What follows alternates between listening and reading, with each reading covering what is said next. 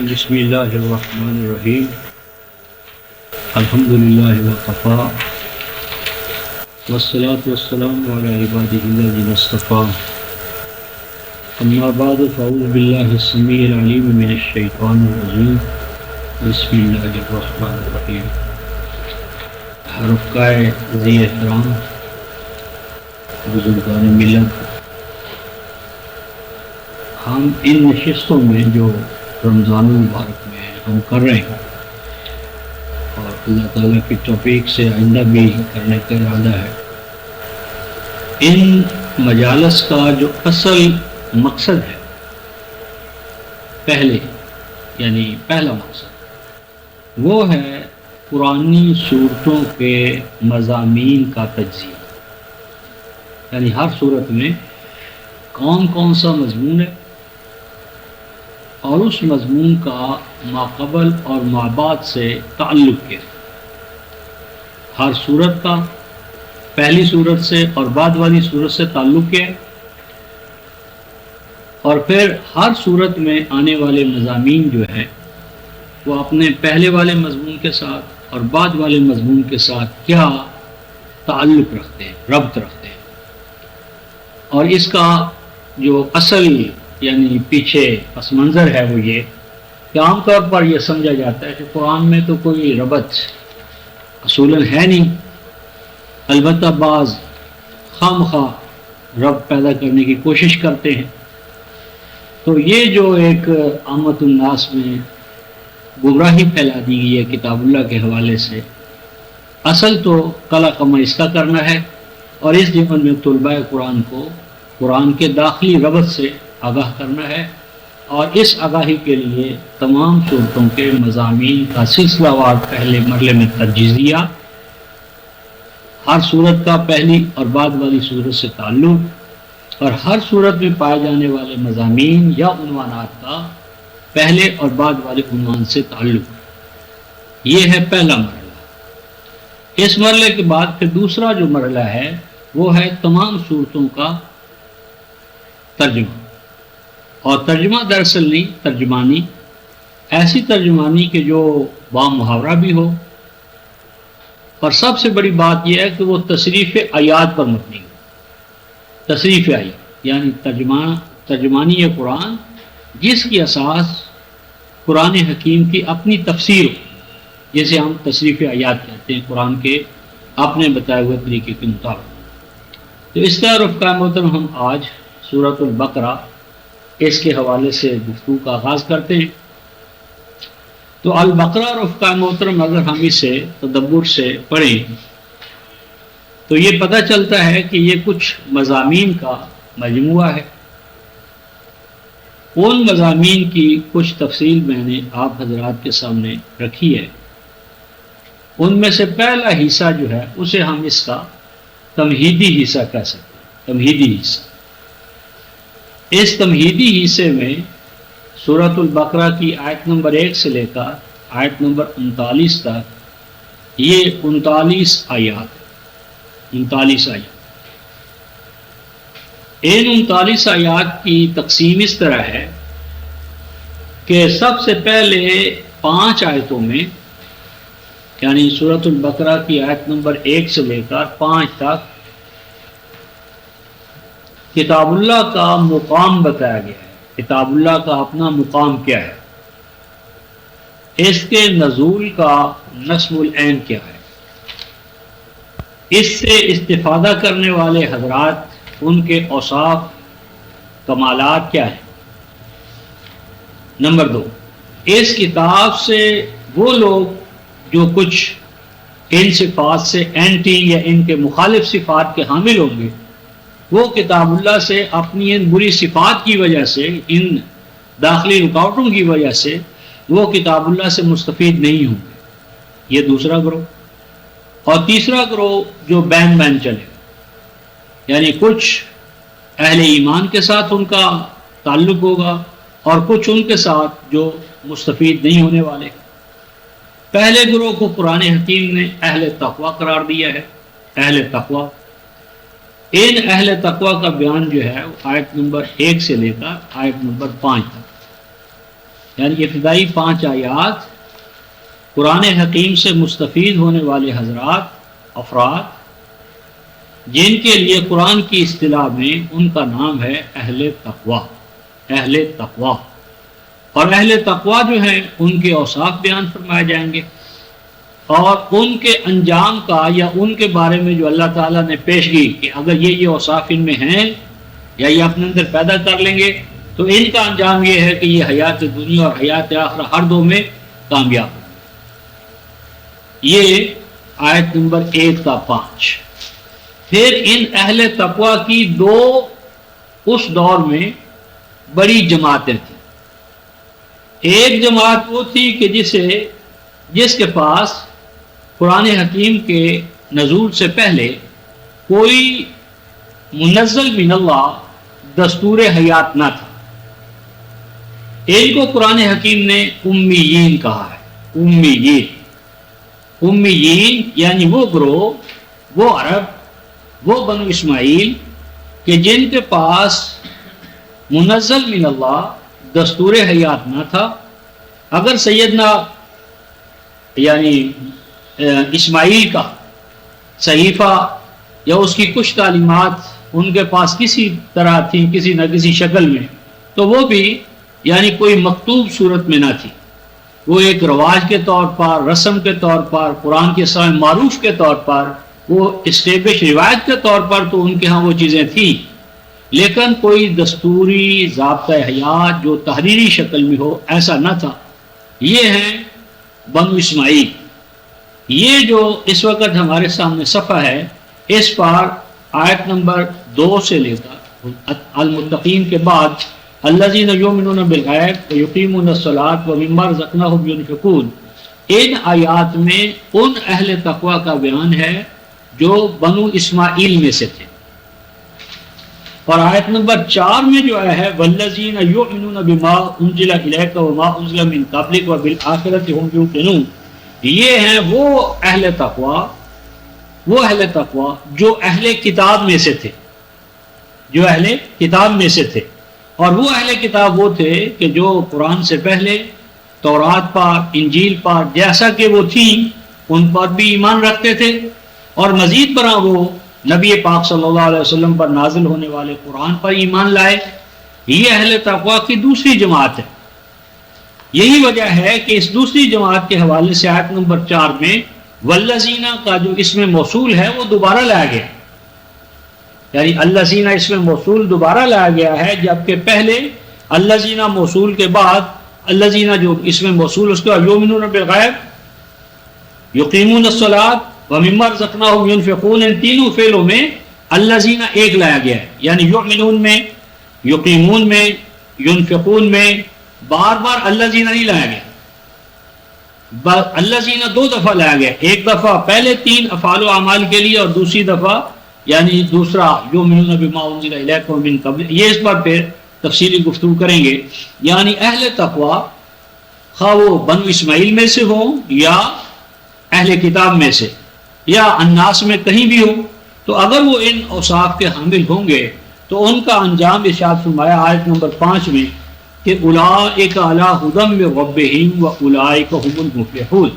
یہ 5 آیات گویا اہل تقوی کی دونوں جماعتیں اور ان کے انجام اس حوالے سے گفتگو کرے گا یا کی ہے۔ نمبر 2، اس میں آیت نمبر 1 جو ہے رفقائے محترم وہ ہے الف لام میم۔ اس کے بارے میں عام طور پر ہمارا تصور ہے کہ یہ کیا ہیں؟ حروف مقطعات ہیں، حروف مقطعات۔ لیکن یہ تصور تدبر فی القرآن کے نتیجے میں غلط قرار پاتا ہے، کیونکہ آپ دیکھیں الف لام میم کے بعد ایک آیت کا نشان ہے، ایک آیت کا نشان ہے، یعنی اگر سورۃ البقرہ کی 286 آیات ہے تو البقرہ کی 286 آیات میں سے ایک آیت مستقل بذات کون سی ہے؟ الف لام۔ حتیٰ کہ طٰہٰ 20ویں سورہ کی پہلی آیت ایک مستقل آیت ہے، یاسین مستقل آیت ہے، حامیم مستقل آیت ہے، کاف ہا یا عین صاد، یہ آیات رفقائے محترم حروف نہیں، حروف سے الفاظ بنتے ہیں، الفاظ سے آیات بنتی ہے، یعنی فکرے اور جملے بنتے ہیں۔ بس ان کے بارے میں یہ جو تصور ہے کہ یہ حروف ہیں، اور نتیجہ یہ کہ ان کے بارے میں روئے زمین پر کوئی بھی نہیں جانتا کہ یہ حروف کیا ہیں، بس ایک راز تھا اللہ اور رسول کے مابین، اب ہم اس کی صرف تلاوت کریں، اس کے سوا ہمارے ساتھ کوئی تعلق نہیں ہے، تو اس تصور کو ہم صحیح نہیں سمجھتے۔ اور وجہ یہ کہ یہ حروف نہیں ہیں، آیات ہیں، اور قرآن کی داخلی شہادت یہ ہے کہ جہاں بھی حروف یہ آئے ہیں ان کے سامنے آپ اکثر و بیشتر آیات کا نشان پائیں گے۔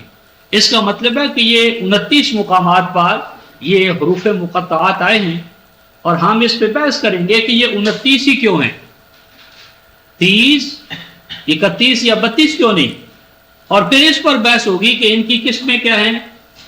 ایک تو مثلا 2 حرف کے ہیں، 3 حرف کے ہیں، 4 حرف کے ہیں، 5 حرف کے ہیں، تو یہ جو مقطعات کے یہ مجموعے 2 حرفی، 6 حرفی، 4 حرفی اور 5 حرفی جو ہیں، ان کی سگنیفیکنس کیا ہے۔ تو بس ایک خلاصہ یہ سمجھ لیں کہ یہ دراصل نبی پاک صلی اللہ علیہ وسلم کے اوصاف کمال ہیں، یہ نبی پاک صلی اللہ علیہ وسلم کے القاب ہیں، یا یوں سمجھ لیں کہ جس طرح آپ کسی کو خط لکھتے ہیں تو خط میں سب سے پہلے آپ ایڈریسی کا ذکر کرتے ہیں، خط میں آپ سب سے پہلے بسم اللہ الرحمن الرحیم کے بعد تعین کرتے ہیں کہ یہ خط کس کے نام ہے، سبجیکٹ میٹر کیا ہے اور یہ خط کس کے نام ہے۔ تو جس کے نام ہوتا ہے سب سے پہلے اس کو ہم مخاطب بناتے ہیں۔ تو یہ گویا کہ مقطعات میں نبی پاک صلی اللہ علیہ وسلم جو انسانیت کے لیے وکیل کی حیثیت رکھتے ہیں، وکیل امت بھی ہیں، وکیل انسانیت بھی ہیں، وہ گویا ذریعہ ہیں اللہ تبارک و تعالیٰ کے خطاب کا نوع انسانی کے نام۔ تو وہ جو نوع انسانی کا نمائندہ مثالی فرد ہے، اس مثالی فرد کو یعنی نبی مکرم صلی اللہ علیہ وسلم کو ان مقطعات میں مخاطب بنایا گیا ہے، اور اس خطاب مخاطب بنانے میں حکمت کیا ہے، اور ان مقطعات کے اندر جو اوصاف ہیں، کمالات ہیں، القاب ہیں، وہ کس طرح کل نوع انسانی کے لیے نصب العینی حیثیت رکھتے ہیں، ان پر کچھ ابتدائی گفتگو رفقان محترم ہم نے قرآن فہمی کے قرآنی اصولوں میں کی ہے، اس کا ایک مستقل باب ہے مقطعات قرآن، لیکن اس میں ابھی بعض چیزیں یعنی بعض حوالوں سے اس میں نہیں لائیں، لیکن ابتدائی اجمالی خاکہ اس میں موجود ہے، اور مزید تفصیلات ان لیکچرز میں ہم کرتے رہیں گے۔ یہ ایک بنیادی نقطہ تھا مقطعات کے باب میں، جو 29 صورتوں میں یا 29 مقامات پر ہماری رہنمائی کرے گا، اور ان میں ضابطہ یہ ہے کہ یہ نبی پاک صلی اللہ علیہ وسلم کے اوصاف کمال ہیں، اور وہ اوصاف کمال میرے اور آپ کے لیے، نوع انسانی کے لیے ایک آئیڈیل پوزیشن کے حامل ہے، آئیڈیل پوزیشن۔ اور اس پر بحث کریں گے کہ الف لام میم کو سب سے پہلے کیوں رکھا گیا۔ تو الف کا معنی ہے رفقا محترم امین، الف سے مراد ہے امین۔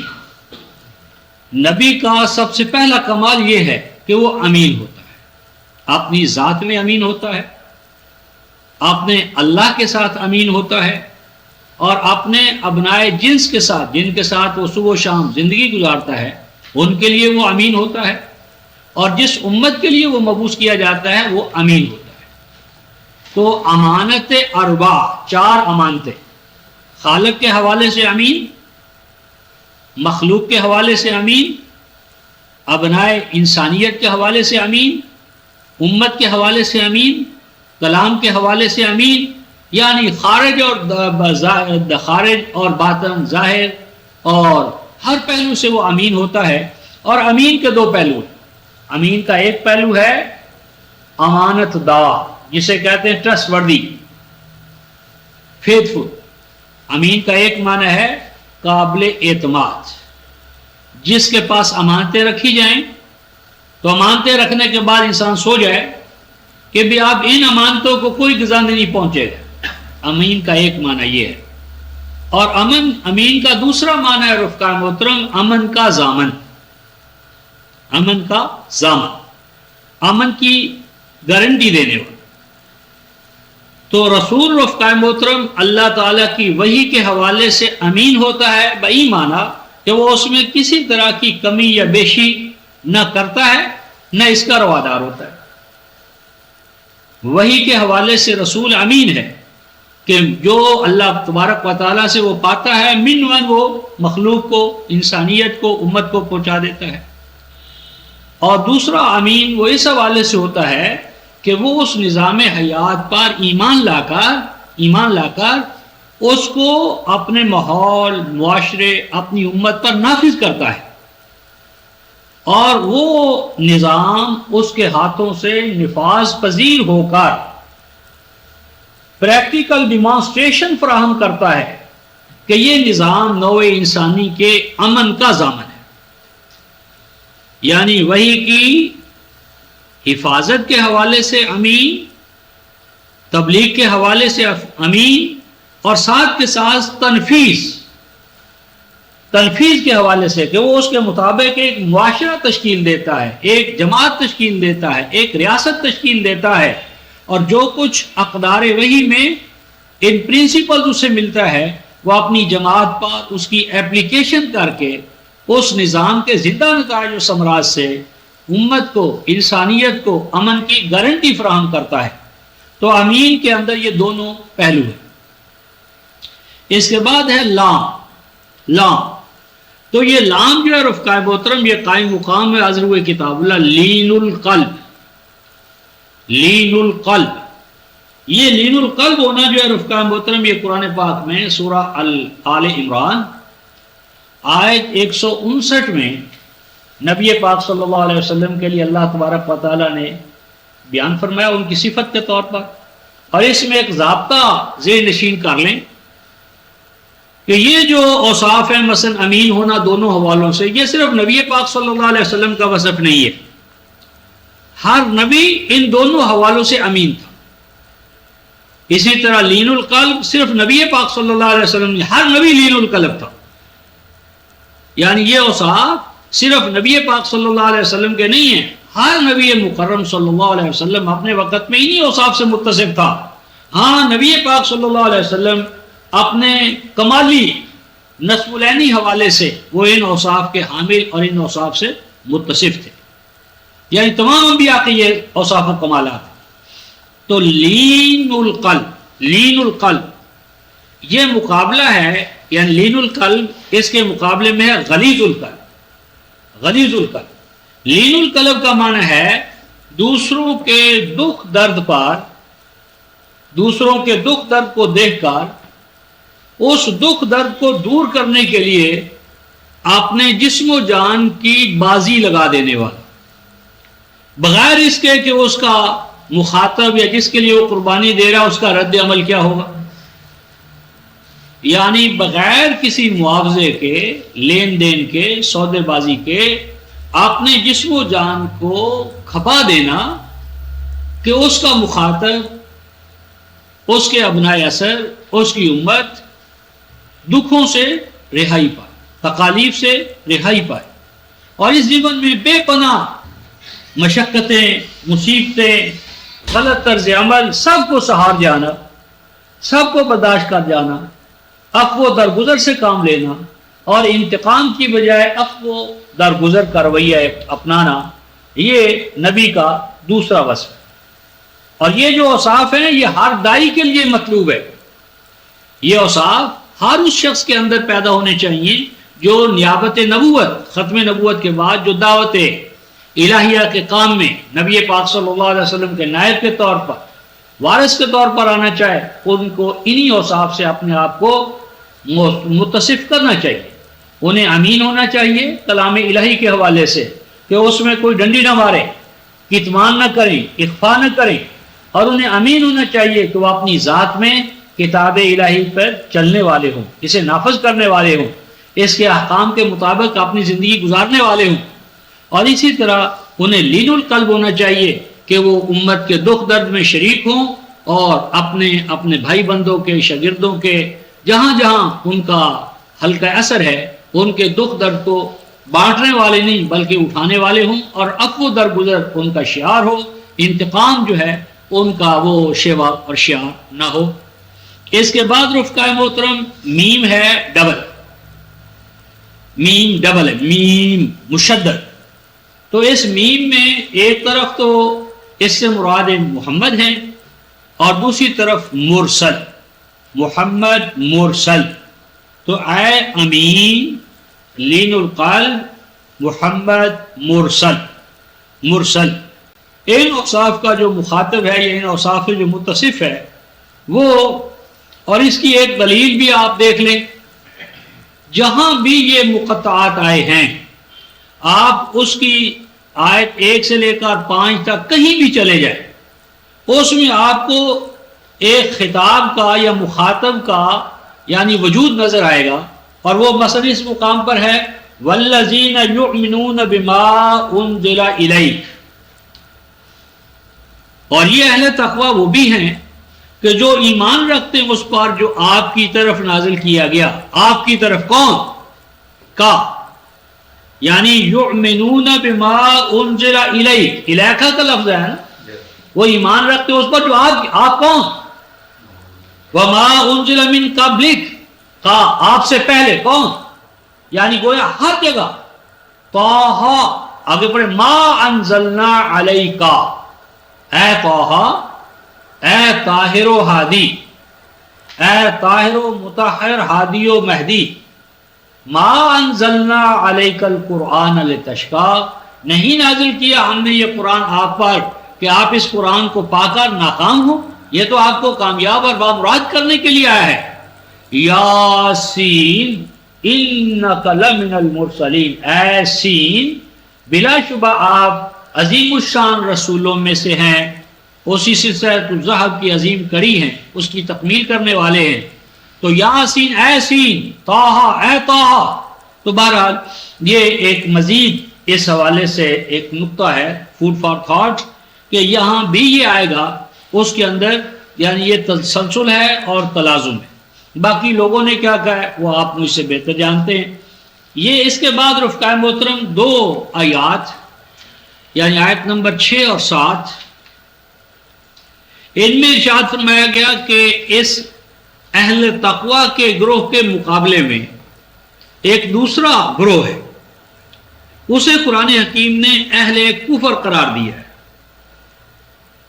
اہل کفر کے بعد میں سمجھ لیں رفقائے محترم کہ اہل کفر کا معنی عام طور پر ہم اہل انکار کرتے ہیں، اہل انکار، اور اہل انکار میں عام طور پر اللہ کا، رسول کا، آخرت کا، ملائکہ کا، کتاب کا انکار زیادہ تر وہ آتا ہے۔ بلا شبہ یہ چیزیں بھی کفر میں بڑی بنیادی حیثیت رکھتی ہیں، لیکن اس کے ساتھ ایک بنیادی بات اور بھی نوٹ فرمائے رفقائے محترم، وہ ہے سورہ محمد صلی اللہ علیہ وسلم آیت نمبر 12، یعنی کفر کی بنیادی اساس کیا ہے جہاں سے تمام کفر پھوٹتے ہیں، یعنی کفر کا بنیادی جو منبع ہے، سورس ہے جہاں سے کفر پھوٹتا ہے، اور تمام کفر کے مظاہر اور منابع یعنی وہ اس سے خود بخود پیدا ہوتے ہیں، وہ 608 صفحے پر قرآن حکیم نے پہلی سطر ہے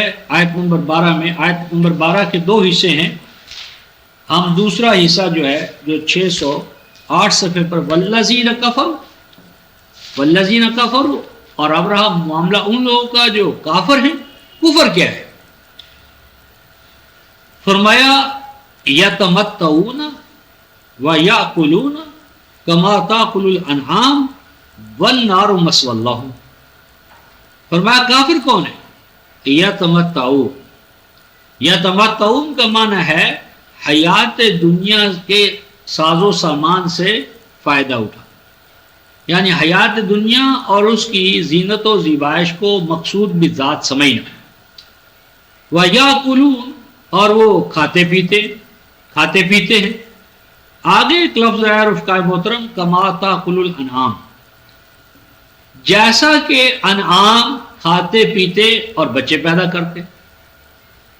اس کا مطلب یہ ہوا رفقائے یہاں کما تأکل الانعام، یہ اس بات کا قرینہ یا دلیل ہے کہ کفر اساسی طور پر میٹریلسٹک کنسیپٹ آف لائف کا نام ہے، یعنی مادی نظریہ حیات، میکینیکل کنسیپٹ آف لائف، یا اینیملزم۔ اینیملزم اصلاً کفر ہے، یعنی یہ سمجھنا کہ ہم بنیادی طور پر صرف حیوان ہیں، کھانا پینا بچے پیدا کرنا ہمارا نسب العین ہے، اور یہ کھانے پینے اور بچے پیدا کرنے کا عمل حیات دنیا میں ہے، اس کے بعد ختم، اللہ اللہ خیر صلی اللہ، نہ کوئی اس کے بعد دنیا ہے، نہ جزا ہے، نہ سزا ہے، اور نہ حیوانی تقاضوں کے اوپر ہمارے لیے کوئی مسئلہ ہے۔ یہ ہے رفقا محترم بنیادی طور پر کفر۔ کفر کا معنی ہے حیوانی نقطۂ نظر، یعنی انسان صرف حیوان ہے، اس کے پاس عقل ہے، عقل سے وہ اپنے مسائل حل کرے گا، اور ما فوق العقل یا ما ورائے عقل کوئی اور سورس آف نالج انسان کے پاس نہیں ہے۔ یہ ہے اصل کفر، باقی تمام چیزیں اس کے مظاہر ہیں۔ اس ضمن میں ایک اور مقام دیکھ کر آگے چلتے ہیں۔ سورہ ابراہیم، سورہ ابراہیم 14ویں سورت ہے رفقا محترم، اور 307 صفحہ ہے ہمارے سامنے، 307 صفحہ،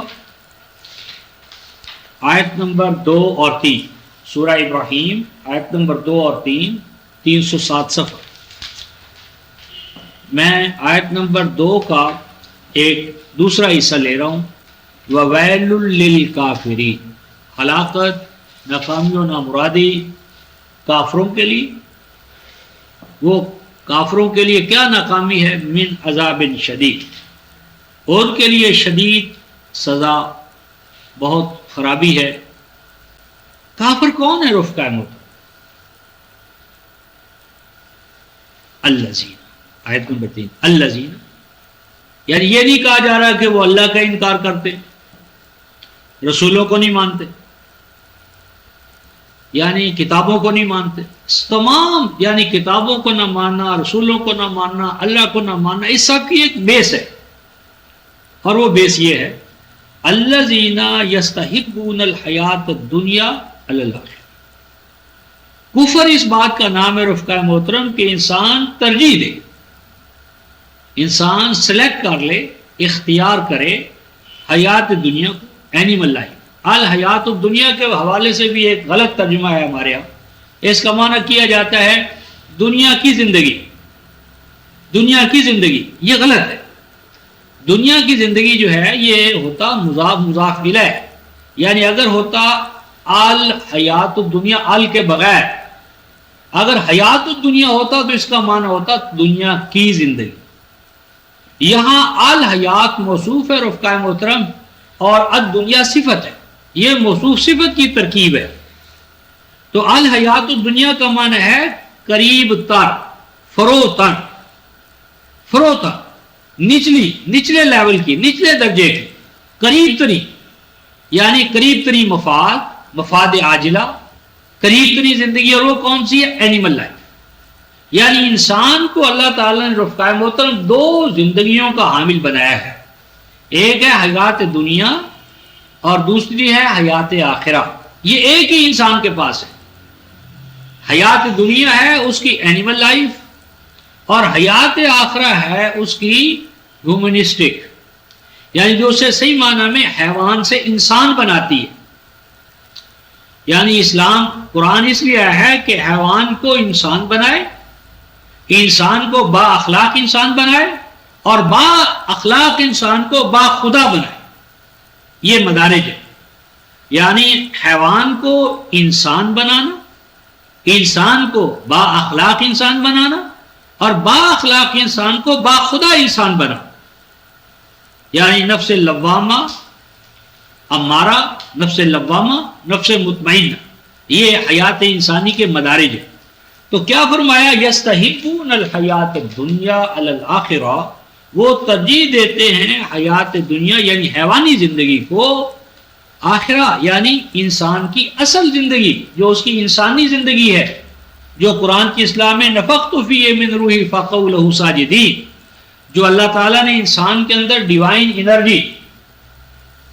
انرجی جس کا مظہر ہے انسانی اختیار و ارادہ، اور اس اختیار و ارادہ کے لیے فریڈم آف ول، تو یہ جو حیات آخرہ ہے اس کے مقابلے میں حیات دنیا کو ترجیح دیتے ہیں۔ پھر فرمایا وَيَصُدُّونَ عَن سَبِيلِ اللَّهِ، دوسرا ان کا بیڈ کریکٹر یہ ہے کہ یہ اللہ کی کتاب کے راستے میں سنگ گراں بن کر کھڑے ہو جاتے ہیں. صدعان روکنا، حائل ہو جانا، دیوار بن کر کھڑا ہو جانا. تو اللہ کے راستے یعنی اس کی کتاب کے راستے میں، کلام کے راستے میں سنگ گراں بن کر کھڑے ہو جاتے ہیں. وَيَبْغُونَهَا عِوَجًا، اور اس میں عوج کا معنی ہوتا ہے کجی، کمی، ٹیڑھ، کمزوریاں.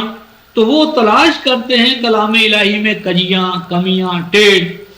یہ لوگ ہیں کافر. اور ان کا انجام فرمایا اولئک فی ضلال بعید، یہ ہیں جو کامیابی سے کوسوں دور، کتاب الہی پر ایمان لانے سے کوسوں دور. اور یہ کوسوں میل کا فاصلہ خود انہوں نے اپنے لیے اختیار کیا، اللہ نے ان کے اوپر مسلط نہیں کیا. تو کفر رفقان محترم ان مظاہر سے یا اس اساس اور جڑ سے یا منبع سے پھوٹتا ہے. پھر اس کے مختلف مظاہر ہم کتاب الہی میں دیکھیں گے. تو ان الذین کفروا، بلا شبہ وہ لوگ کہ جنہوں نے میٹریلسٹک کنسیپٹ آف لائف اختیار کیا اور اس حیوانی نقطۂ نظر میں وہ اس حد تک چلے گئے کہ سواء علیہم اانذرتہم ام لم تنذرہم، کہ ان کو آپ کتاب الہی کی بنیاد پر بیدار کریں یا بیدار نہ کریں، یعنی آپ کا بیدار کرنا یا بیدار نہ کرنا ان کے حوالے سے برابر ہو. مراد یہ ہے کہ وہ آپ پہ جگانے سے نہ جاگے. وہ فیصلہ کر چکے ہیں کہ ہم نے تو جاگنا ہی نہیں، ہم نے تو جگانے والے کو بھی صفحہ ہستی سے مٹا دینا ہے. تو ایسے لوگ جو ہوتے ہیں لا یؤمنون، عادتاً عام طور پر وہ ایمان نہیں لایا کرتے. اور ایمان لانے کی وجہ کیا ہے؟ خاتم اللہ علی قلوبہم.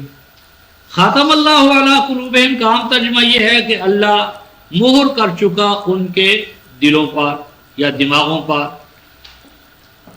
ہم اس کا ترجمہ کرتے ہیں کہ خاتم اللہ علی قلوبہم. خاتمہ فعل ماضی جو ہے یہ باب وجدان، اس کا ایک عربی زبان کا اصول ہے رفقان محترم، اس کو کہتے ہیں وجدان. وجدان وجدان کا معنی ہوتا ہے کسی کو کسی کی حالت میں پانا، کسی کو کسی حالت میں پانا. تو یہاں ہے خاتم اللہ علی قلوبہم، اللہ ان کے دماغوں پر ایسی چیزیں پاتا ہے کہ جس کی وجہ سے حق ان کے دل و دماغ میں اتر نہیں رہا. یہ بھی اس باب میں ایک دو مثالیں قرآن سے آپ کے سامنے رکھوں گا.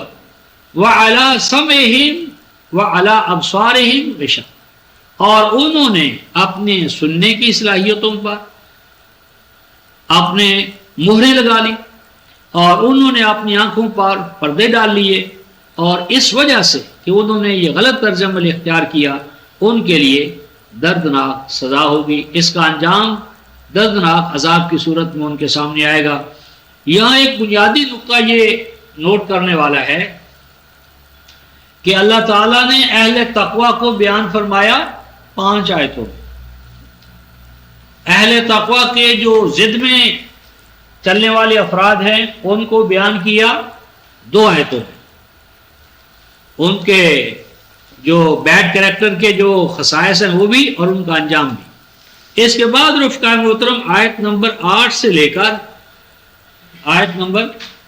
لے کر آگے جب ہم چلیں گے تو یہ چلتے چلتے آیت نمبر 20 تک، 8 تا 20، یہ گویا 13 جو آیات ہیں ان میں اللہ تبارک و تعالیٰ نے منافقوں کے نفاق کو بیان کیا. یعنی اس میں کفر اور ایمان کے درمیان ویورنگ، کبھی کفر کبھی ایمان، کبھی تقوی کبھی فساد. یہ نفاق کا جو موضوع ہے یہ 13 آیتوں میں آیا.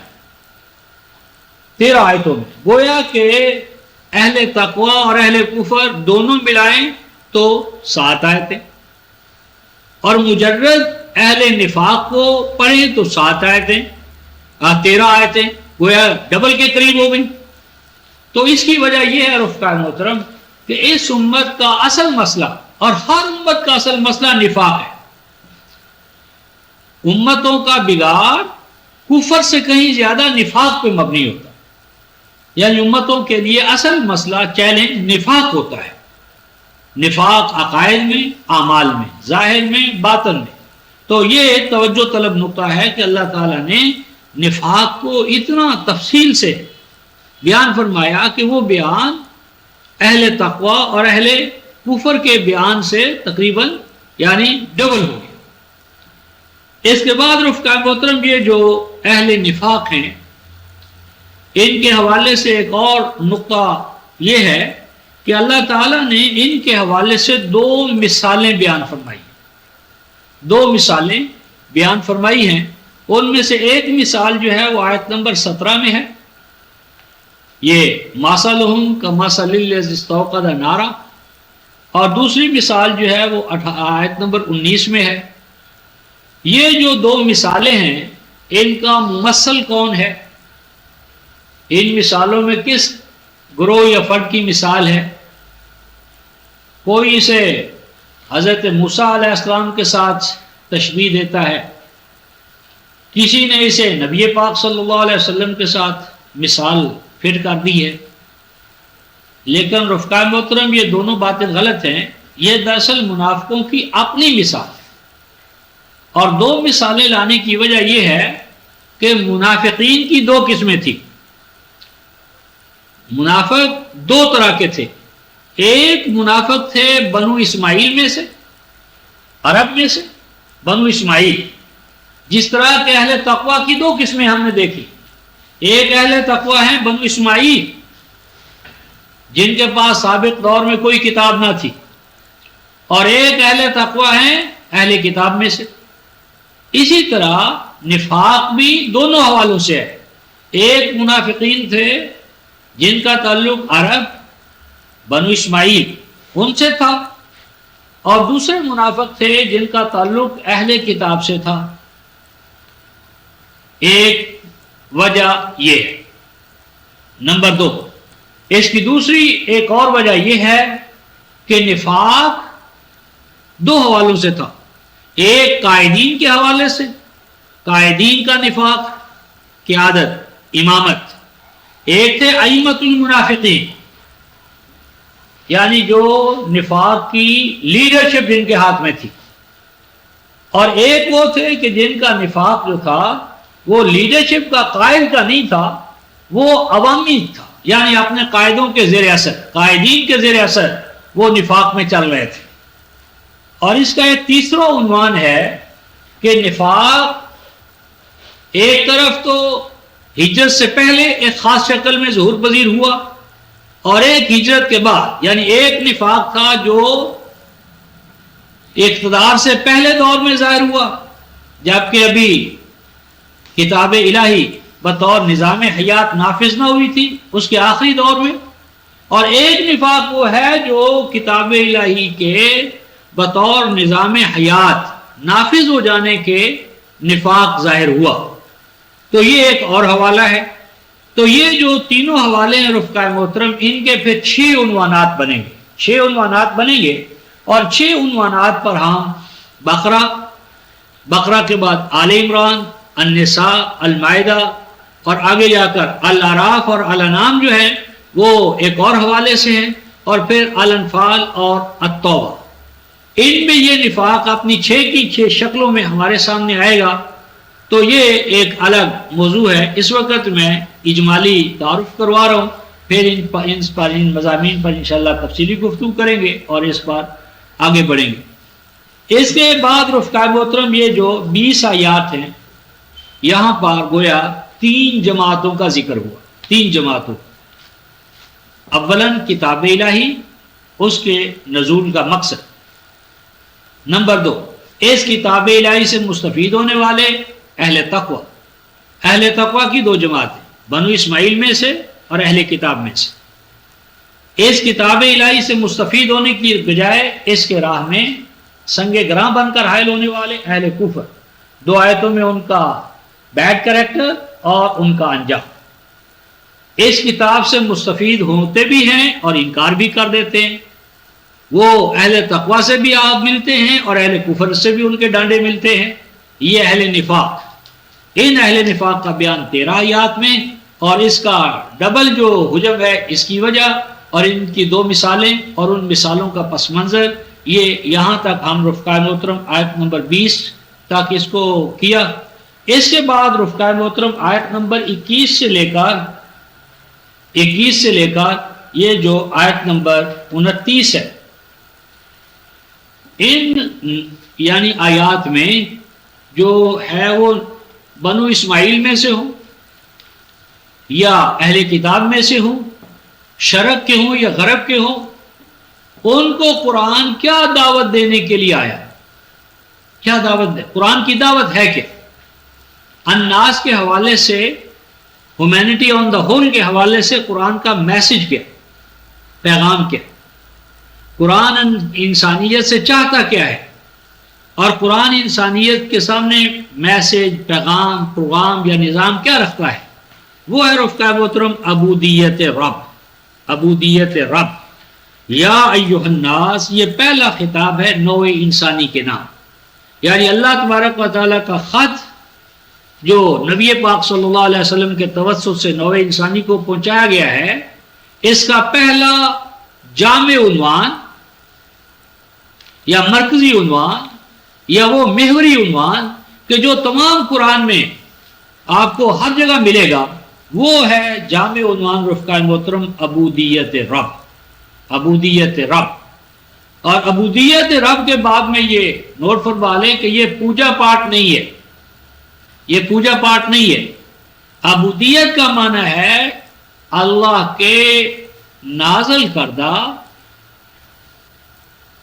ضابطوں، عام طور پر اللہ کے نازل کردہ قوانین کہا جاتا ہے، قوانین، لیکن میں قوانین کے یا قانون کے لفظ سے ایوائڈ کرتا ہوں، اجتناب کرتا ہوں، کیونکہ باوجود اس کے کہ قانون عربی زبان کا لفظ ہے اور قوانین بھی، لیکن یہ قرآن حکیم میں آیا نہیں۔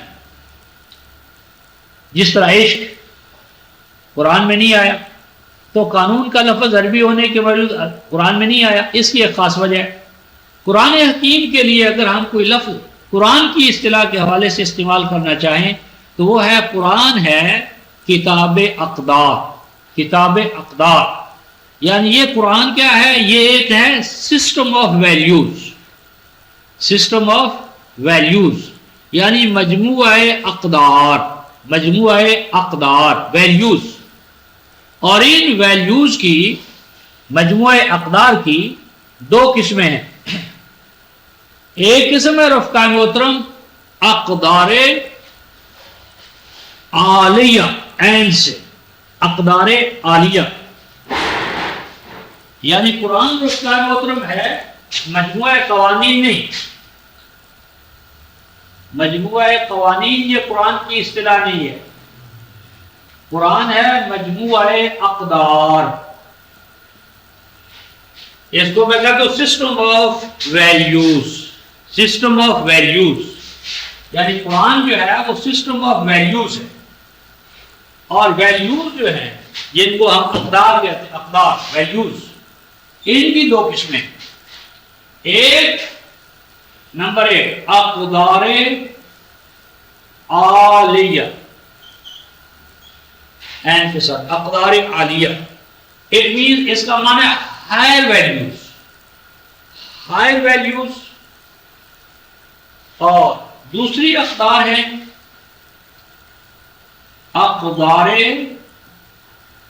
عالیہ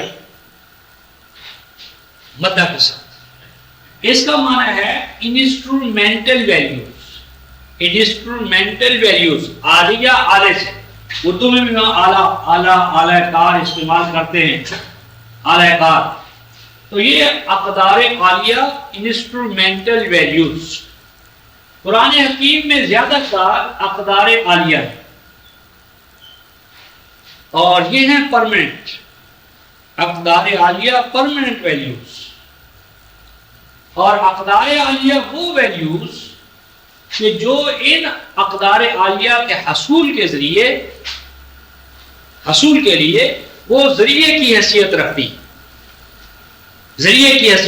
ہے، پس اقدار عالیہ اور جن اقدار عالیہ، ان کے مابین اگر فرق قائم رہے تو دین ہوگا، اگر اس فرق کو نظر انداز کر دیا جائے تو دین، قرآن یا اسلام دین نہیں رہے گا، مذہب بن جائے گا، اور مذہب بن کر انسانیت میں فساد اور امت میں تفرقے کا باعث بنے گا۔ اس لیے ایک مثال سے میں وضاحت کرتا ہوں۔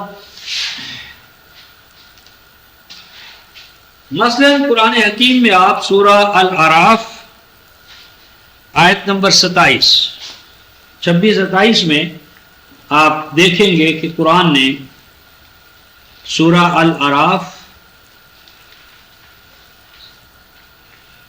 184 صفحہ ہے، سورہ الاعراف۔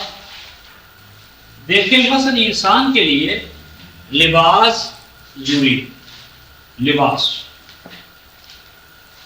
اب یہ لباس جو ہے رفقائے محترم، یہ شلوار ہو یا چادر دھوتی ہو، پاجامہ ہو،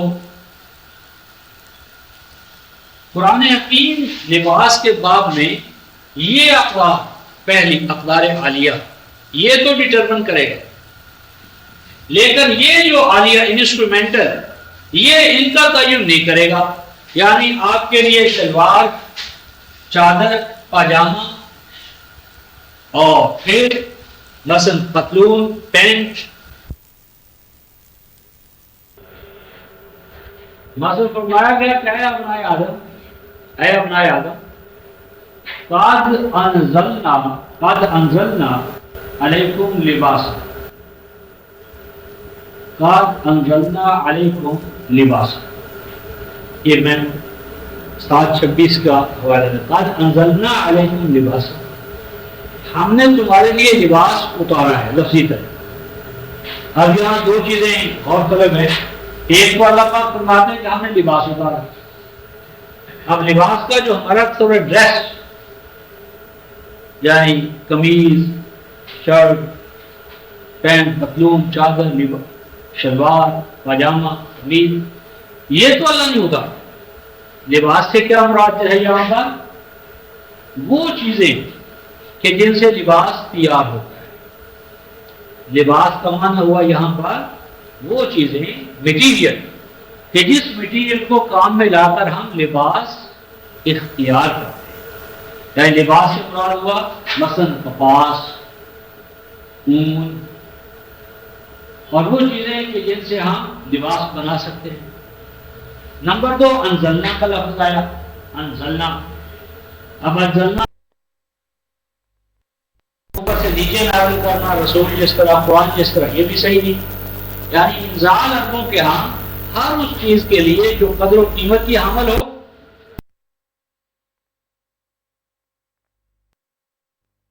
اترے، ٹھہرے، اور مثلا گھر اس کو منزل کہتے ہیں، نزیل مہمان کو کہتے ہیں، منزل اترنے۔ مثلا فرمایا گیا کہ اے ابنائے آدم قد انزلنا علیکم لباسا،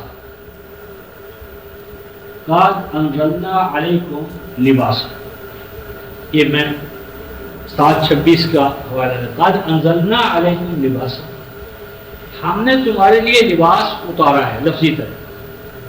اب یہاں دو چیزیں اور طلب ہے، ایک کو اللہ پاک فرماتے ہیں کہ ہم نے لباس اتارا۔ اب لباس کا جو ہمارا تھوڑا ڈریس، یعنی قمیض، شرٹ، پینٹ، پتلون، چادر، شلوار، پاجامہ، قمیض، یہ تو اللہ نہیں ہوتا۔ لباس سے کیا مراد ہے یہاں پر؟ وہ چیزیں کہ جن سے لباس تیار ہوتا ہے۔ لباس کا معنی ہوا یہاں پر وہ چیزیں، مٹیریل، کہ جس مٹیریل کو کام میں لا کر ہم لباس اختیار کرتے ہیں۔ یعنی لباس سے مراد ہوا مثلا کپاس، اون، اور وہ چیزیں کہ جن سے ہم لباس بنا سکتے ہیں۔ نمبر 2 انزلنا کا لفظ آیا، انزلنا۔ اب انزلنا جو نزول ہے، جس کا عام طور اوپر سے نیچے نازل کرنا، رسول جس طرح، قرآن جس طرح، یہ بھی صحیح نہیں۔ یعنی انزال عربوں کے ہاں ہر اس چیز کے لیے جو قدر و قیمت کی حامل ہو اور وہ کسی کو دے دی جائے، یا قدر و قیمت کی چیز اس پہ آپ جا کر اتریں، ٹھہریں، اور مثلا گھر اس کو منزل کہتے ہیں، نزیل مہمان کو کہتے ہیں، منزل اترنے کی جگہ، تو انزلنا کا لفظ آگے ارشاد فرمایا لباسن، لباس اتارا، اور اس لباس کے بارے میں ارشاد فرمایا اس کا محترم یواری سوآتکم وریشا وریشا، لباس کے بعد میں دو ہیں اساسی قدر۔ نمبر ایک یواری سوآتکم، وہ جو تمہارے شرمگاہیں اس پہ عام میں جو کہتے ہیں، سواد کا معنی عام طور پر شرمگاہیں کرتے ہیں، لیکن یہ شرمگاہیں نہیں بلکہ سرما اور گرما کے اثرات، یعنی تمہیں ایسا لباس چاہیے جو تمہارے لیے سطر کا باعث ہو، یعنی ایسا لباس پہننا مرد اور عورت کے لیے کہ جس میں ان کے لیے ذکر اور انثی کا جو امتیاز ہے وہ ختم ہو جائے، یا لباس پہننے کے باوجود وہ ننگے نظر آئیں، وہ غلط ہے۔ یواری سواد، سواد کے اندر یعنی انسان مرد اور عورت کا جو صنفی پہلو ہے اس کے حوالے سے، اور نمبر دو وہ چیزیں جو سرما اور گرما کے حوالے سے انسان کو تکلیف ان کا ڈھانپ، اور نمبر فرمایا اگلا ریشا، لباس ایسا نہ ہونا چاہیے کہ جس لباس سے انسان مزید بدنما ہو جائے، یہ ہے ایستھیٹک سینس، یعنی لباس کے اندر جمالیاتی قدر بھی قرآن نے محدود رکھی ہے، ریشا، کہ وہ انسان کے لیے لباس زینت کا باعث ہو، زیبائش ہو، اور اس کے حسن و جمال میں اور اضافہ کرے، یعنی قرآن جو ہے وہ زینت و زیبائش کے خلاف نہیں ہے، زینت و زیبائش کو حدود الہی میں رکھنا یہ دین ہے، اور زینت و زیبائش کو حرام قرار دینا یہ مذہبی پیشوائیت کا کمال ہے۔ سورہ الاعراف کے آیت 32 میں کہ زینت و زیبائش کو مطلق حرام قرار دے کر رہبانیت مذہب کا یہ نقطہ نظر ہے قرآن ریشا، یعنی وہ جمالیاتی سینس کو بھی پورا کرے۔ اس کے بعد اب یہ کہ اس کی شکل کیا ہو، فارم کیا ہو، حیات قضائی کیا ہو، کس حالت میں کیا ہو، یہ قرآن متعین نہیں کرے، یعنی قرآن نے آپ کو بنیادی قدر یہ دے دی ہے، اس قدر کے لیے آپ جو وقت کے ذرائع ہیں وہ آپ اڈاپٹ کریں۔ اب مثلا آپ کا جو ٹیکسٹائل کا نظام ہے یا ملوں یا مشینوں کا جو نظام ہے، وہاں اگر عربوں کا یا ایرانیوں کا وہ کھلے چولے جسے ان عام میں کہتے ہیں وہ پہن کر چلے جائیں تو کرنے کے سامنے، یا جب فوج میں آپ کو دوڑنا پڑے اور ڈیوٹی تو وہ لباس ممکن ہی نہیں ہے کہ آپ اسے اختیار کر سکیں، لہذا کوئی لباس اسلامی لباس نہیں ہے، کوئی لباس اسلامی نہیں ہے، نہ ٹوپی، نہ چادر، نہ دھوتی، نہ لباس، کوئی چیز اسلامی لباس نہیں ہے۔ ہاں اسلامی لباس، اسلامی قدریں ہیں، there are some Quranic values، وہ ویلیوز جو لباس سے متعلق ہیں ان کا خیال کرتے ہوئے جو لباس بھی آپ اختیار کریں اپنے چوائس کے، اپنے انفرادی اختیار، ٹیسٹ، زمان و مکان کا لحاظ، سرما اور گرما کا لحاظ اور جمالیاتی پہلوؤں کا خیال، ان کو ملحوظ خاطر رکھتے ہوئے جو لباس بھی آپ اختیار کریں وہ لباس اسلامی ہے۔ اور آگے ارشاد ریشا، آگے ایک اہم بات ارشاد فرمائی وَلِبَاسُ التَّقْوَى وَلِبَاسُ التَّقْوَى ذَلِكَ خَيْرٌ ذَلِكَ خَيْرٌ ذَلِكَ مِنْ آیات اللہ ذَلِكَ مِنْ آیات اللہ۔ فرمایا کہ لباس، اگر آپ بڑا خوبصورت لباس پہنے ہوئے ہیں لیکن وہ لباس جو ہے وہ آپ نے کسی سے چھینا ہے،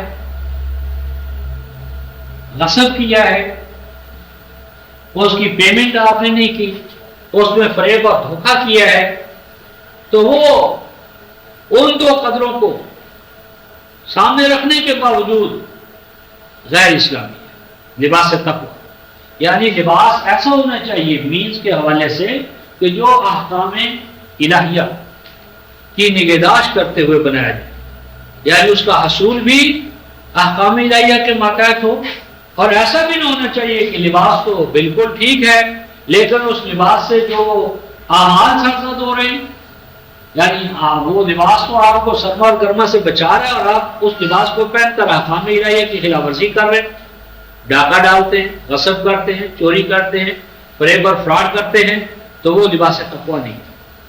یعنی تقویٰ کے حوالے سے لباس کو ہونا چاہیے، اور یہ تقویٰ کا لباس ذالک خیر، یہ ہے آئیڈیل، یہ ہے مطلوب۔ اور یہ تقویٰ کا لباس آپ کو کہاں سے ملے گا؟ میٹیریل لباس تو آپ کو ملے گا دکانوں سے، کھیتوں سے، زمین سے، کارخانوں سے، اس کا را میٹیریل زمین سے، اور بنانے کے بعد کارخانوں سے، شاپ سے۔ لیکن یہ جو تقویٰ کا لباس ہے یہ کہاں سے ملے گا؟ ذالک من آیات اللہ، یہ آپ کو اللہ کی آیات بتائیں گی کہ آپ کا لباس تقویٰ کا ہے یا فسق اور فساد کا ہے۔ میری بات یہ تھی کہ آپ قرآن حکیم نے بیک وقت دونوں چیزیں ہمیں عطا کی، ایک طرف ہائر ویلیوز، اور ہائر ویلیوز کے تعین کے بعد حیرت اور شکل اس کو اوپن چھوڑ دیں آپ کے اور میرے اوپر۔ پس اگر ہم کہیں نہیں صاحب یہ لباس اسلامی ہے اور معاشی والا لباس غیر اسلامی ہے، یہ غیر اسلامی نقطہ نظر ہے، پس ان ویلیوز کے اندر رہتے ہوئے جو لباس بھی آپ اپنے زمان و مکان میں اختیار کریں وہ اسلامی یا قرآنی لباس ہے۔ تو میں اصل میں اس طرف آیا تھا کہ قرآن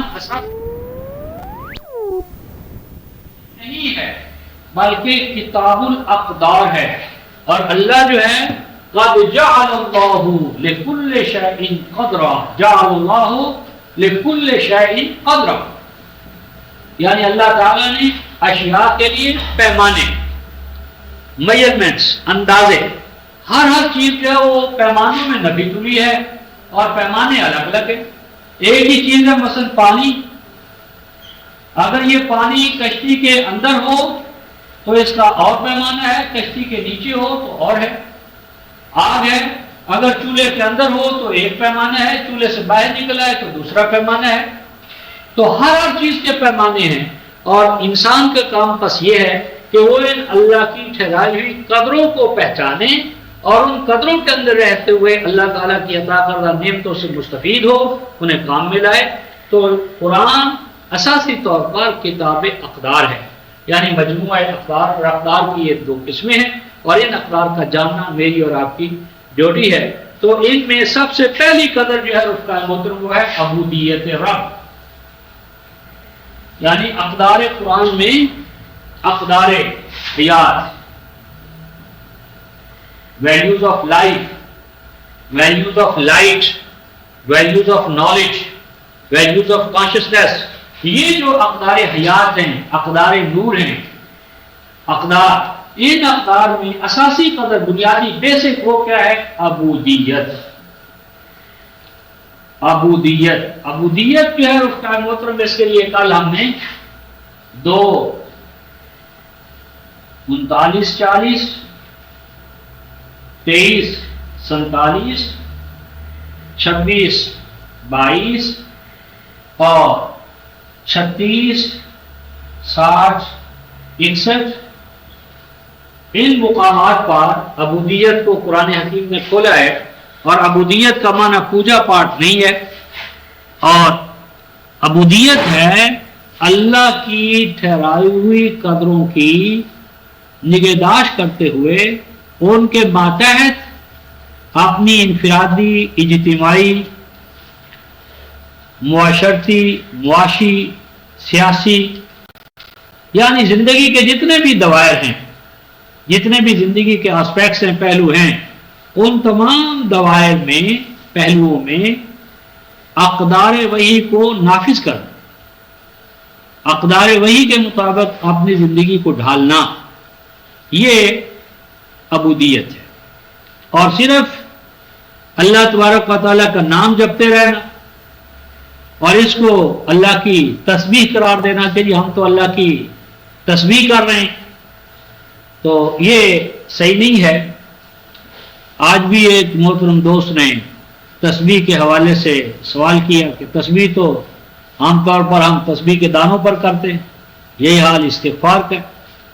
تو اس ضمن میں رفقائے محترم چونکہ موضوع کی مناسبت سے بات آ رہی ہے تو میں ایک حوالہ آپ کے سامنے رکھنا چاہتا ہوں۔ تسبیح ہے احکام الہیہ کا نفاذ، ان کی تبلیغ، شرک کا قلقمہ، شرک ذات کے حوالے سے ہو، صفات کے حوالے سے ہو، شریعت کے حوالے سے ہو، جو بھی شرک کے دائرے ہیں ان کے خلاف مصروف جہاد رہنا، ان کا قلقمہ کرنا، توحید کو اسٹیبلش کرنا، توحیدی نظام حیات کو نافذ کرنا، یہ تسبیح ہے۔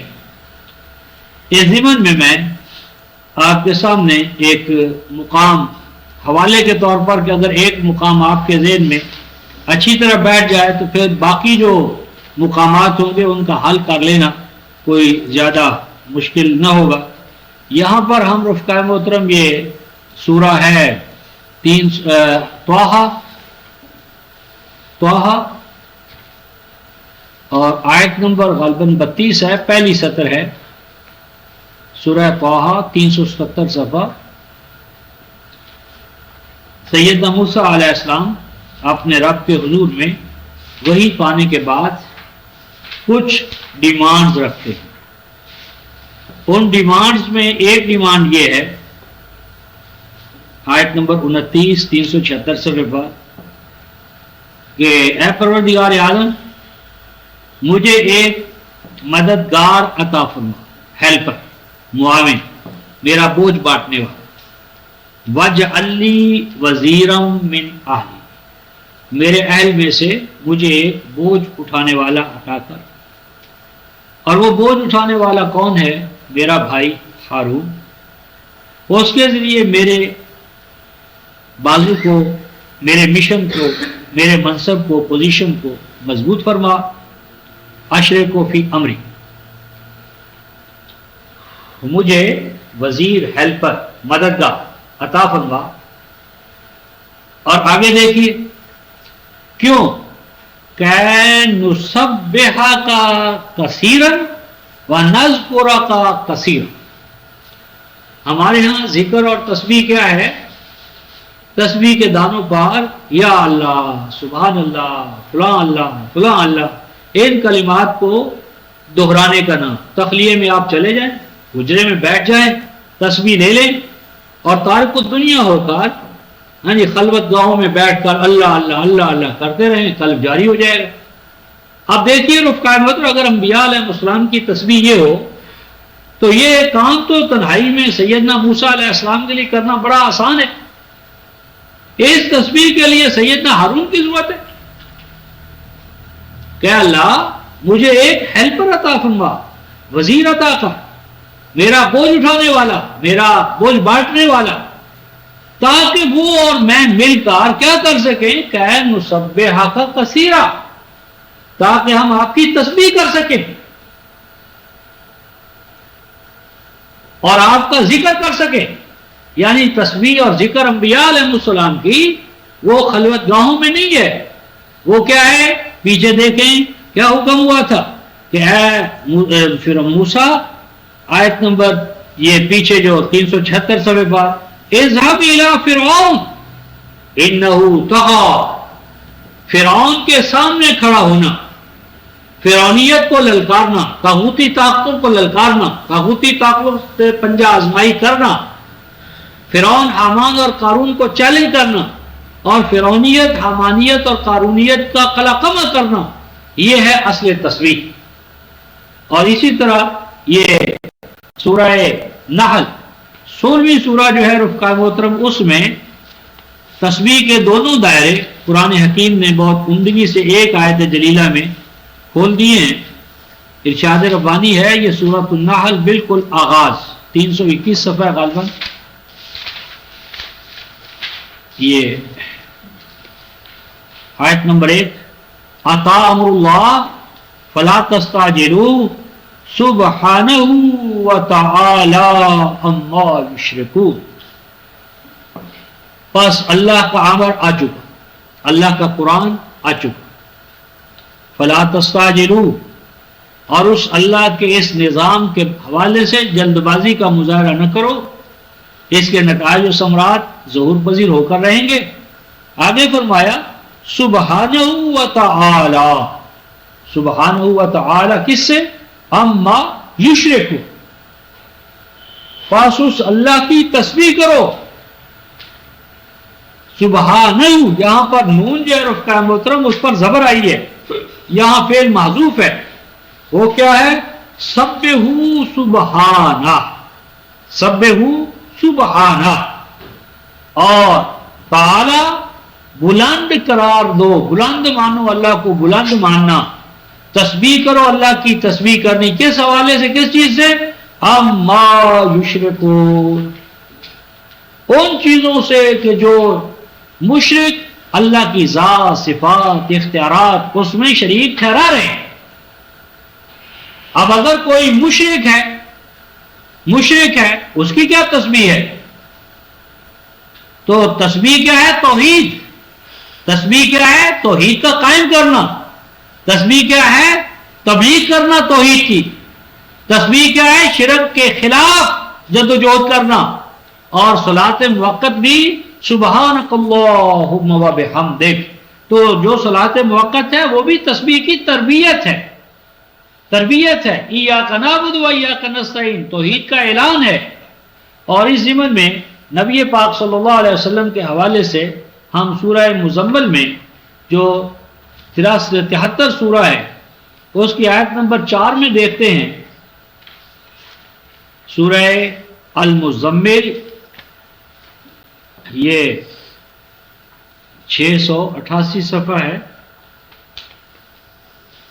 پہلے تو راتوں کے قیام کا حکم ہوا، قم اللیل، قم اللیل الا قلیلا نصفہ او انقص منہ قلیل، یہ سارا۔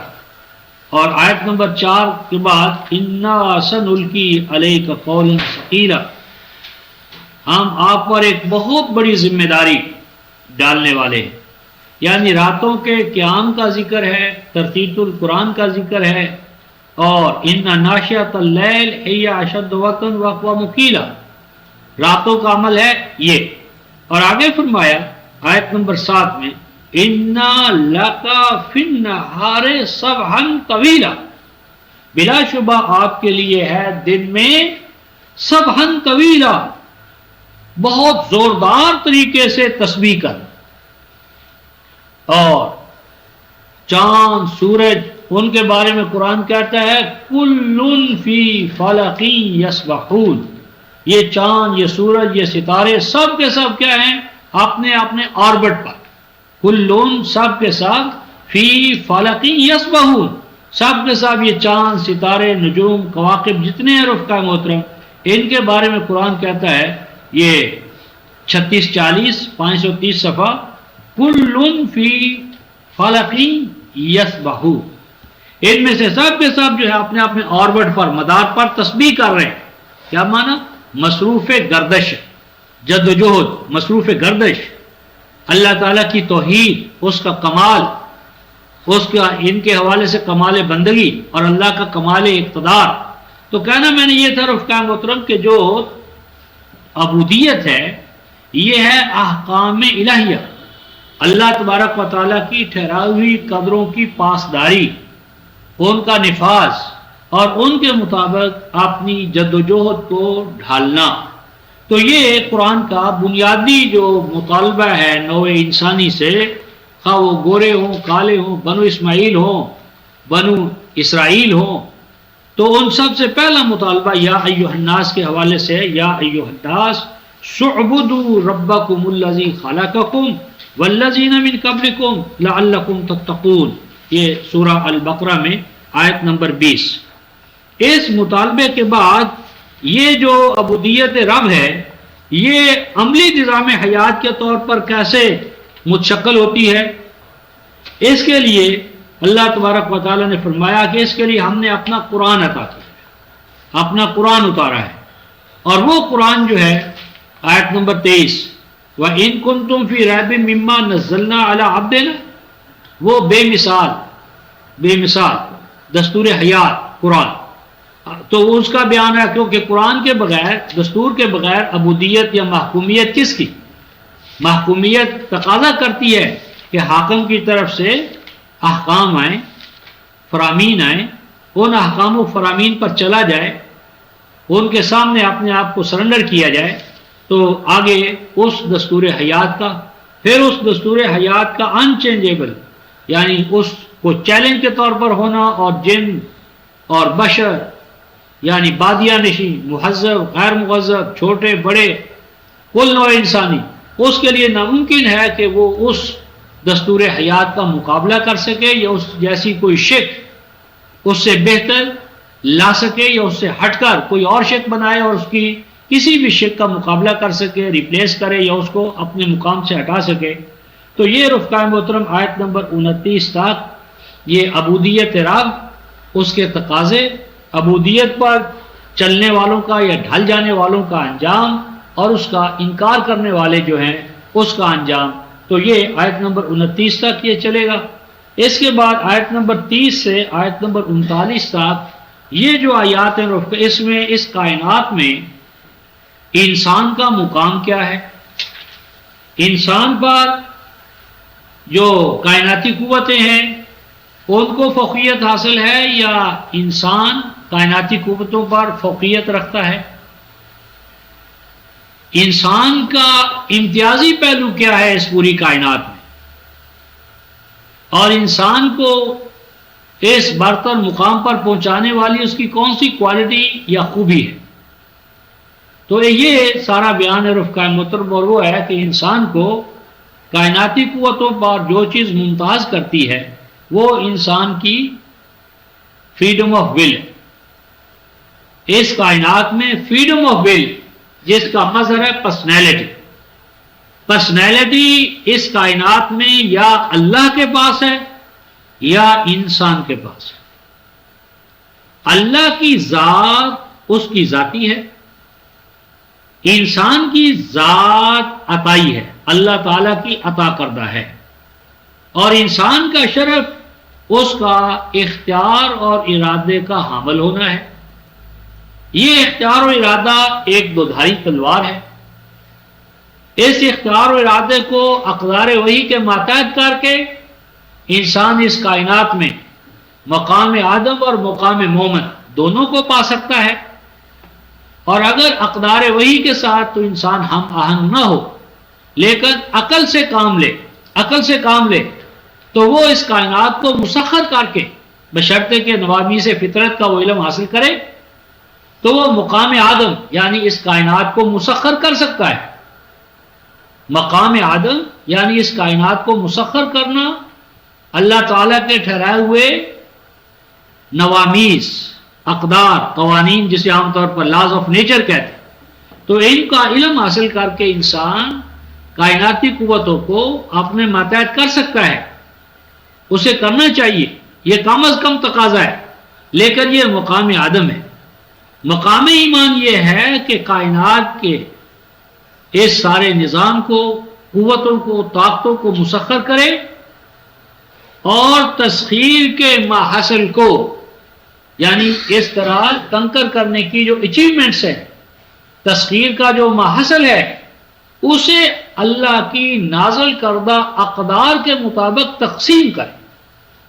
تسخیر کائنات مقام آدم ہے، اور تسخیر کے ماحصل کو اقدار وحی کے مطابق تقسیم کرنا یہ مقام ایمان ہے، مقام مومن ہے۔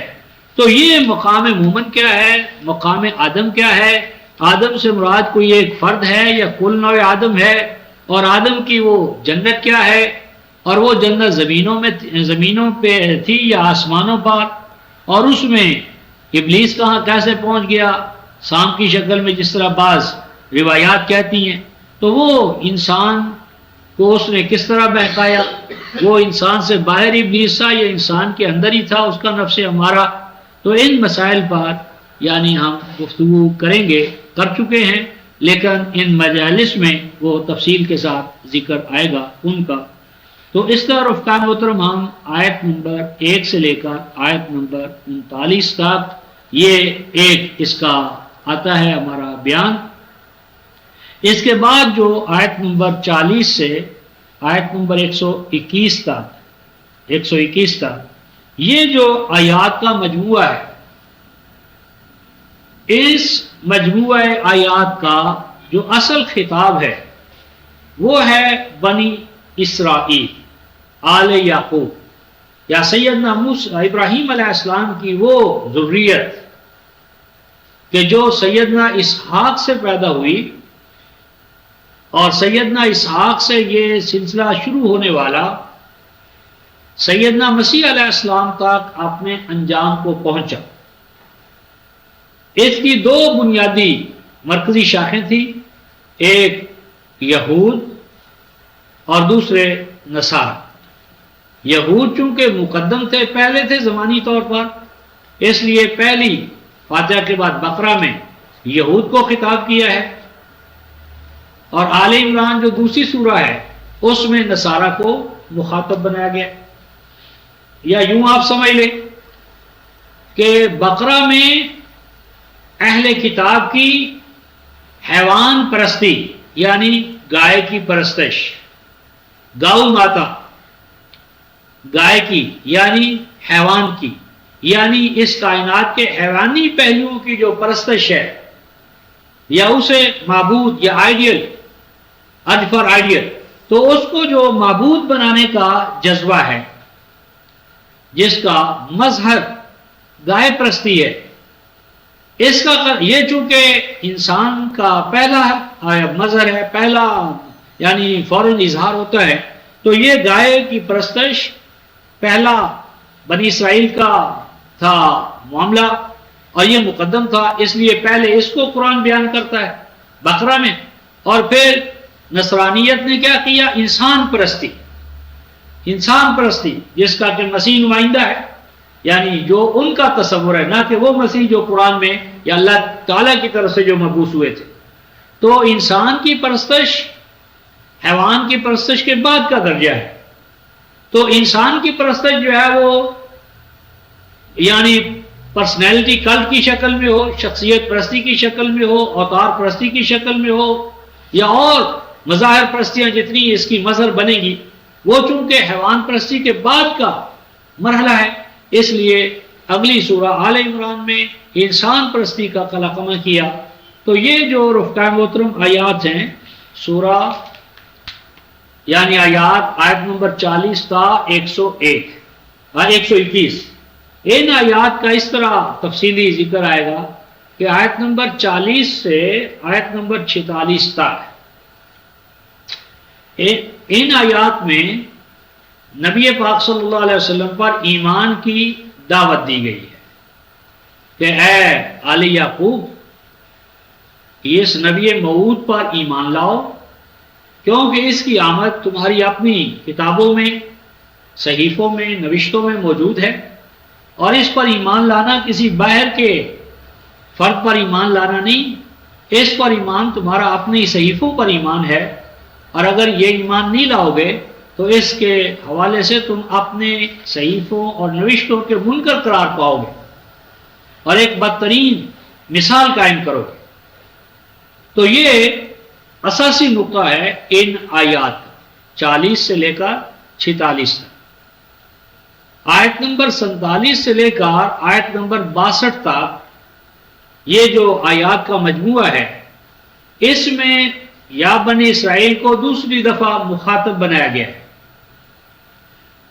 یہ یاد رکھیں کہ اس آیت 40 سے آیت 121 تک کا جو مجموعہ ہے کل، اس میں 3 دفعہ بنی اسرائیل کو خطاب ہوا ہے، یعنی آیت نمبر 40،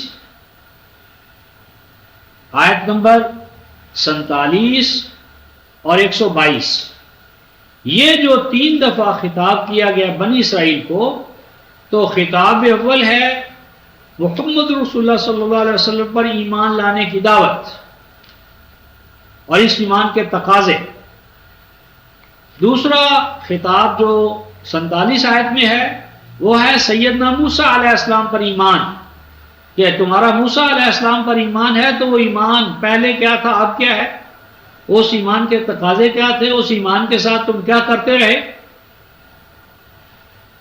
آیت 47 سے 62 تک، یعنی یہ جو ہے اس میں بنی اسرائیل کو ان کا میثاق جو اللہ کے ساتھ تم نے کیا تھا مختلف انبیاء کے توسط سے، اور بالخصوص سیدنا موسیٰ علیہ السلام کے حوالے سے میثاق موسوی کی تجدید اور اس کی تذکیر، اور میثاق موسوی کے ساتھ بنی اسرائیل نے جو طرز عمل اختیار کیا اس کا تفصیلی بیان۔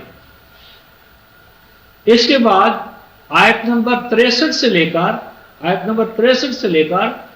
نمبر 82 تک مختلف انبیاء سیدنا موسیٰ علیہ السلام کے بعد بھی تمہیں اس میثاق کی تجدید کراتے رہے، تذکیر کراتے رہے، لیکن تمہارا طرز عمل کیا ہوا، اس کے ساتھ تم نے کیا کیا؟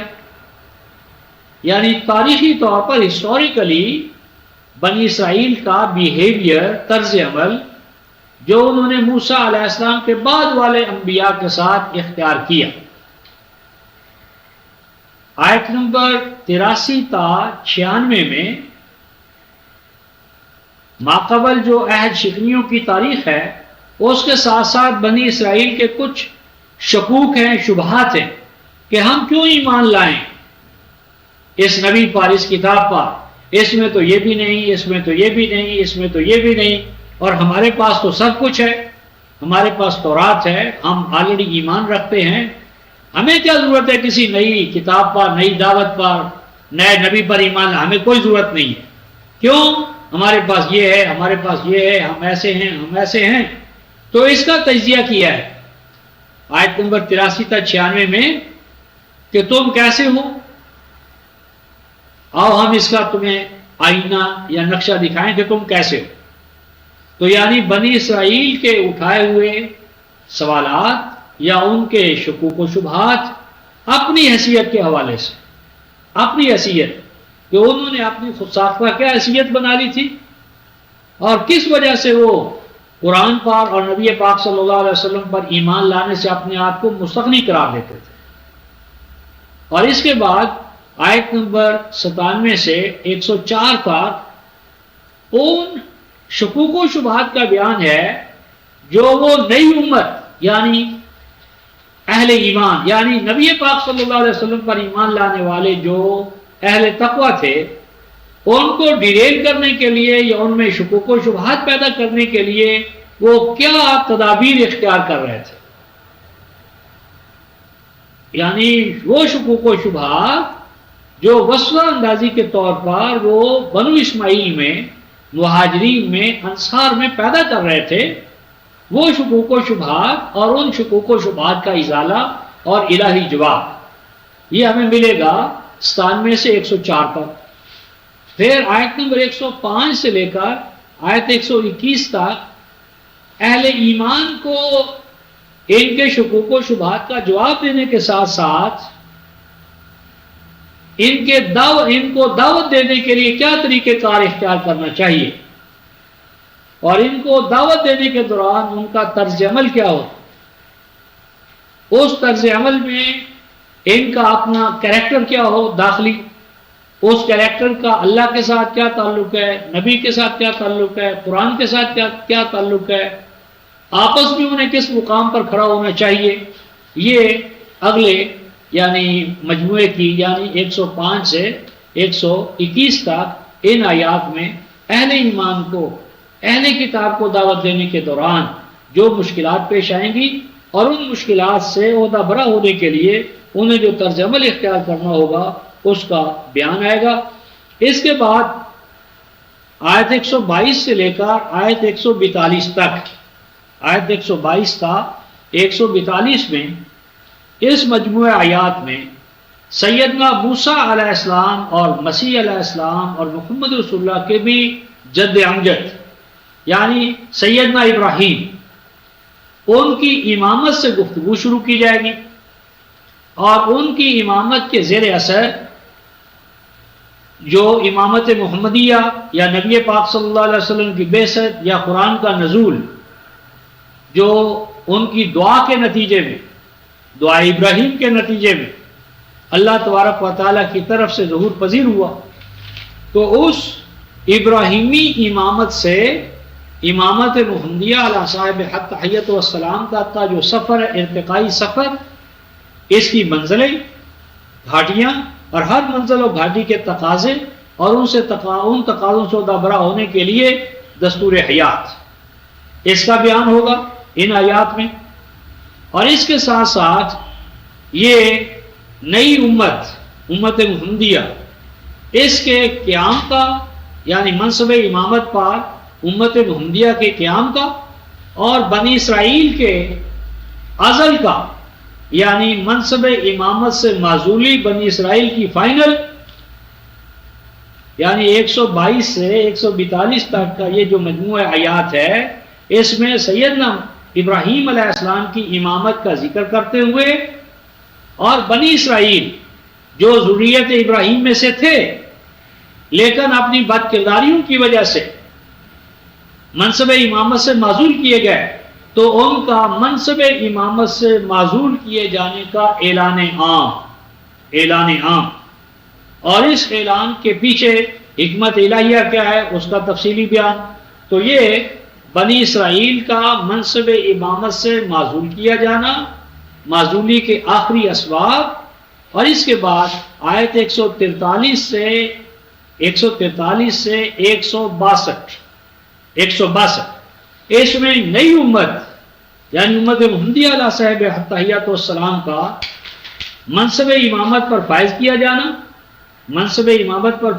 جانا، اور منصب امامت کو شہادت علی الناس سے تعبیر کرنا، اور اس شہادت علی الناس یعنی منصب امامت پر فائز کیے جانے کے ساتھ بین الاقوامی نبوت، یعنی نبی پاک صلی اللہ علیہ وسلم کا انہیں عطا ہونا، بین الاقوامی دستور حیات یعنی قرآن حکیم کا عطا کیا جانا، اور بین الاقوامی کل نوع انسانی کا جو مرکز اول و اخیر ہے، یعنی بیت اللہ، یعنی مرکز ابراہیمی، ان کی تولیت میں اس مرکز کے دیے جانے کا اعلان۔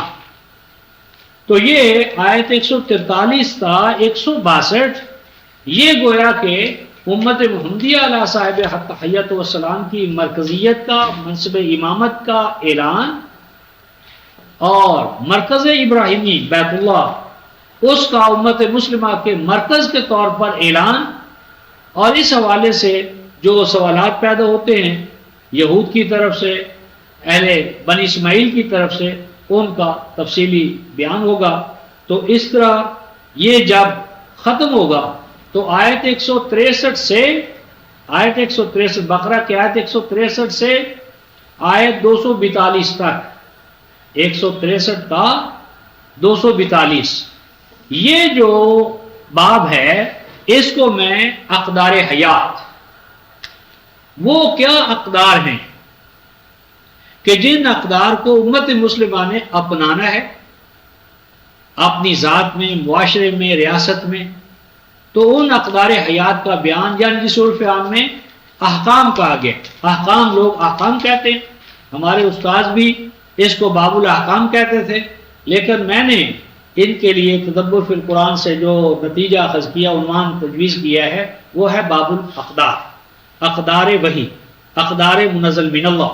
تو ان اقدار میں سب سے پہلی قدر ہے توحید، یعنی یہ ہم 163 تا 242 آیات کا جب تجزیہ کریں گے تو اس تجزیے میں سب سے پہلا عنوان قائم ہوگا توحید، اور جب توحید آئے گی تو شرک اس کی ضد میں آئے گا۔ پس 163 سے لے کر 176 تک یہ جو 13 آیات ہیں، 13-14 آیات، ان میں توحید کی ضد میں شرک، اہل شرک کی نفسیات، ان کی اندھی تقلید، منزل من اللہ دستور حیات کے ساتھ مخالفت، اور ان کا طرح طرح کی بدعتیں، کھانے میں، پینے میں، نظر میں، نیاز میں، اور جو مشرکانہ طرز عمل ہے اس کی تفصیلات، اور پھر 2 چیزیں اساسی طور پر، بنی اسماعیل کی بدعات اور بنی اسرائیل کا کتمان کتاب الہی، یہ 2 بنیادی جرائم سامنے ہیں کہ انہوں نے بدعات کو دین بنا لیا ہے، اور انہوں نے اللہ کا، اگر ان کے پاس کوئی دستور حیات ہے تو اس کو مسلسل پردے ڈال رہے ہیں اور کمپرومائز سمجھوتا حیات دنیا کی خرید و فروخت کو انہوں نے دین بنا لیا ہے۔ تو یہ بیان رفقائے محترم 163 سے شروع ہوگا، 242 تک جائے گا۔ سب سے پہلے بیان توحید کا ہوگا، آیت 163 سے 176 تک، اور اس میں ہم اگلی نشست میں دیکھیں گے کہ توحید کے بیان کو یہ نہیں کہا گیا کہ تم اللہ کو ایک مانو، حکم کے طور پر نہیں کہا گیا، بلکہ ایک حقیقت کے طور پر بیان کیا ہے، الہکم الہ واحد، اور اس کے پھر آگے دلائل دیے گئے۔ تو اگلی نشست انشاءاللہ العزیز رفقائے محترم ہم آیت 143 سے شروع کریں گے اور 143 سے 242 تک، اور اگر وقت نے اجازت دی تو 243 سے 283 تک، اور پھر خاتمہ آیات کو دیکھیں گے۔ آخر دعوانا ان الحمدللہ رب العالمین۔